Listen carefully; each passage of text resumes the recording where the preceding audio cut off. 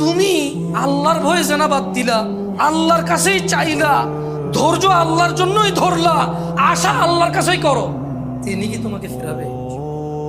তিনি হচ্ছেন উনি যিনি ৯৯ জনকে হত্যা করার পর শুধু উনার কাছে শাস্তির ভয়ে আছে কিনা আমার মুক্তির উপায়, আমার কি ক্ষমা হবে, ক্ষমা কার থেকে?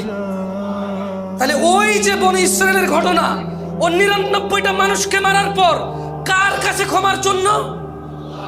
ক্ষমা হবে কিনা ব্যাকুল হয়ে গেছে। কার কাছের জন্য? আল্লাহ থেকে। ওকে যাদেরকে মেরে ফেলছে তাদের কাছের জন্য। ও তো টেনশন করতেছে যে আমাকে কি মাফ করবে কেউ, আল্লাহ কি আসে যে আমাকে মাফ করবে, বা আমার কি ক্ষমা হবে? ৯৯টা মারার পরও কি ক্ষমা পাবো আমি? আল্লাহ কি ওর জন্য জমিনকে কাছে করে দেয় নাই? এই মাটি তুমি এক চুল নাড়তে পারবা? এই জমিন তুমি এক চুল নাড়তে পারবা? ভাই আমার, তুমি কি বনি ইসরায়েলের ওই ৯৯ জন হত্যাকারীর চাইতে